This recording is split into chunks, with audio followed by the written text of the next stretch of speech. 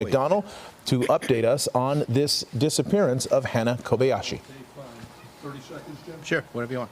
Okay, he's just been given a 30-second cue by somebody, so we're going to wait for him for a couple of seconds. But it's really a lot of people concerned about this. A lot of people concerned about this. Just today, we heard from Hannah Kobayashi's family. They announced that they were taking down the Facebook page that they had posted, asking for help, looking for her. That was an announcement today. They said they had been receiving a lot of negative comments, so they removed that Facebook. Also, you and I were talking about the fact that her father took his own life. Was it a week or two ago? Last week. Yeah. Good afternoon, and thank you for being here today with us. I'm joined here today by Assistant Chief Chow, Deputy Chief Alan Hamilton, and Lieutenant Oldfield from our Missing Persons Unit. I wanted to provide you an update on the ongoing search for 30-year-old Hannah Kobayashi, who was reported missing last month. As the family is aware, late yesterday, after traveling to the U.S.-Mexico border, we reviewed video surveillance from U.S. Customs and Border Protection, which clearly shows Kobayashi crossing the United States border on foot into Mexico. She was alone with her luggage and appeared unharmed. At this time, Kobayashi's case has been classified as a voluntary missing person. I know over the last few days there have been several questions raised surrounding her flight to New York. Our investigation, corroborated by video evidence, clearly shows Hannah at LAX appearing unharmed after arriving from Maui on November 8th of this year. For unknown reasons, she decided not to board her pre-scheduled flight to New York that same day. From November 8th to 11th, video footage and still imagery showed Hannah at various locations around Los Angeles. This information was subsequently verified by LAPD detectives. While she did check her bag through to New York, she requested her bag be sent to her at LAX, where we have surveillance footage of her retrieving it from the baggage carousel on November 11th. LAPD Missing Persons Unit has conducted extensive witness interviews, reviewed video surveillance, and collaborated with local and federal law enforcement agencies on this case. To date, the investigation has not uncovered any evidence that Kobayashi is being trafficked or is the victim of foul play. She is also not a suspect in any criminal activity. Additionally, the investigators noted that before departing Maui, Kobayashi expressed the desire to step away from modern connectivity. Our priority is ensuring Ms. Kobayashi's safety and well-being, and we urge Ms. Kobayashi to contact her family, law enforcement, or personnel at the U.S. Embassy to let us know that she is safe. She has a right to her privacy, and we respect her choices, but we also understand that the concern her loved ones feel for her. A simple message could reassure those who care about her. While the LAPD investigation will not continue into Mexico, if anyone has credible information about Hannah's whereabouts, please contact local law enforcement. If Kobayashi returns to the United States, law enforcement will be notified. The missing person case will remain active in the missing and unidentified persons system until her safety is confirmed by law enforcement. Anyone with additional information regarding this case may contact the Los Angeles Police Department at 877-LAPD-24-7 or 877-527-3247. Anonymous tips can also be submitted to Los Angeles Regional Crime Stoppers at www.lacrimestoppers.org. Let me open it up now if you have any questions. If I cannot answer them, if the detail is such, I will refer it to one of my partners here. I'm sorry, say that again? Safe to say that no crime has been committed, there is no evidence of it. At this point, we have not been able to determine any crime has been committed. Chief, given that there's no reason then for any law enforcement agency to detain or arrest her at all at this point. That's correct. Is there any indication from her family that there were arguments, disagreements, problems prior to her leaving Hawaii and during a period of a month where she's been sort of seen, not seen? Yeah, I mean, it's no indication that there would be anything to cause this to happen in this fashion, for her to go off. But like any family situation, you know, who knows what the dynamics are. How did you learn that she had a desire to disconnect from modern technology? How did you learn that piece of information? Yeah, let me address that to Lieutenant Oldfield, if you would, Doug. LT, your first and last name, please. Douglas Oldfield, Douglas, last name Oldfield, Oldfield. I'm the officer in charge of the Special Enforcement Section out of Detective Support and Vice Division, which handles the missing person unit. Good question.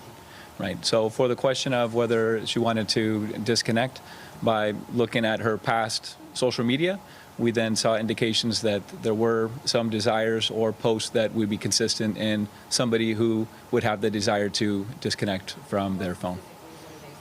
I think it's not something that that I have available right now. It's just that was part of the investigation. Are we 100% right on that? We can't say, right?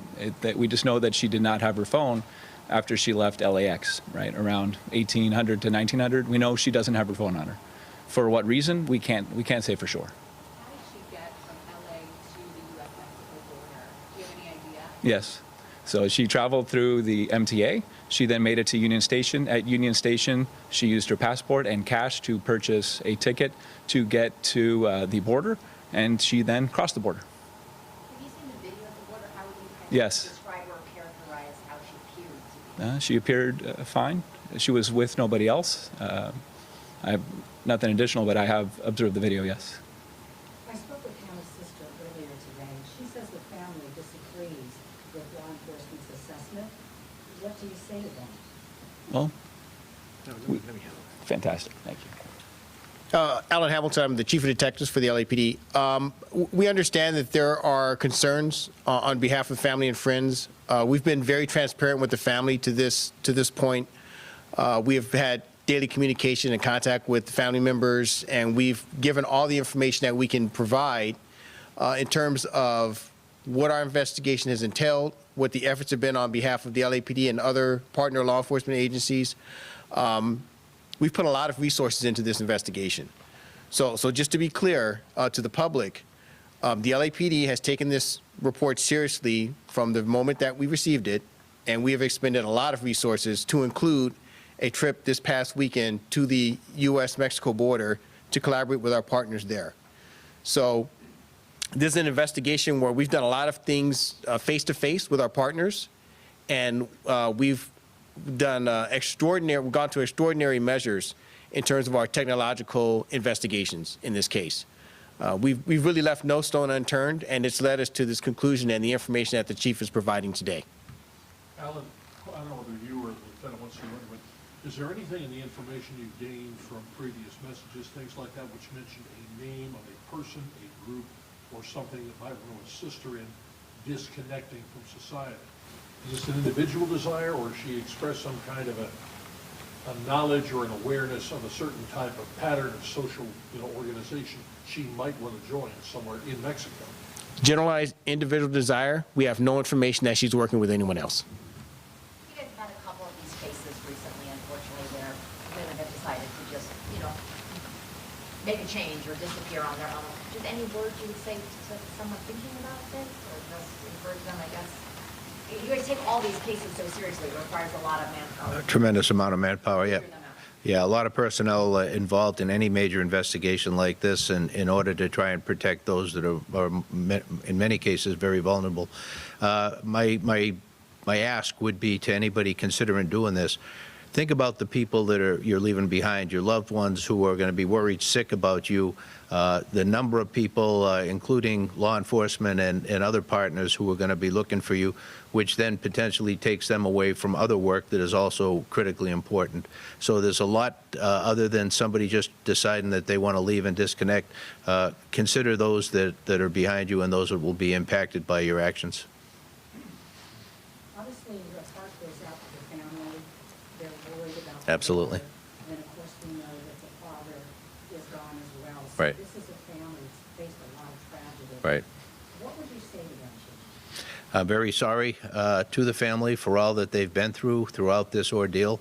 We're very sorry for their loss. And I don't know that words can express, the feelings that they're going through during this very difficult time. But there's a lot of people very much in support of what they're going through. In essence, Chief, this is back on the family at this point. They and the daughter basically have got to settle this between them. Yeah, I mean, we're We've basically done everything we can do at this point. She's left the nation, left the country, and in another nation now. So, as I mentioned in the earlier comments, that if she comes back into the U.S., law enforcement will be notified of that, and try and do whatever we can if there's a need to at that time. Mexican authorities, though, have a certain degree of latitude way beyond what forces here in the United States might have. Have you advised them of the situation, filled them in as much as you can? Might they decide to take action on their own, whatever that might decide to be? Yeah, I haven't had any interaction. I don't know if, no, nothing, no. And what day did she cross over and roughly what time? Oh, I can. Yeah, please. November 12th at 12:13 p.m. She walked through the tunnel that leads to Mexico. And in San Diego there? Yeah. Yeah, she walked through so it's the San Ysidro port of entry, and she walked through the tunnel that leads to Mexico, and that was at 12:13 on the 12th. 12:13 p.m. What about the text messages that she sent to her family before I went silent? It sounded as though she was in distress. Can you speak to her state of mind and what indication that gave to you? Yeah, we're going to address it. Yeah, if you would. So we can't speak to her state of mind. We are aware there have been some communications prior. We are aware of that communication, and we cannot necessarily interpret. I think some of the communication can be interpreted a number of different ways. So at this time, we're not able to interpret those communications without having Hannah present to explain, how she felt when she sent them and what the specific meanings were for those messages. Let's do one more question. Hannah was seen with an unknown person at Metro Station I can near address that. Crypto.com Arena. Yeah. Any idea of who that person was? So the question was about the individual that she was identified traveling with on the Metro. We have identified that individual.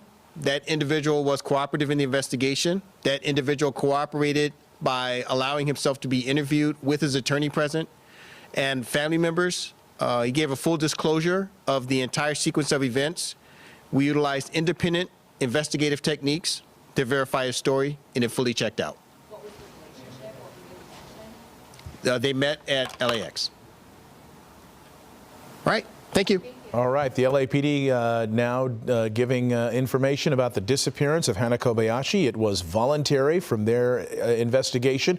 She is, as far as they can tell, alive and well and living in Mexico. She crossed over, as you just heard, on November 13th. Or November 12th at 12:13 in the afternoon, alone, in good health. And as far as they're concerned, although it's not closed because they need to actually contact her in order to close the case, the indications are that there is no crime that has been committed. She is neither a perpetrator nor a victim of any crime.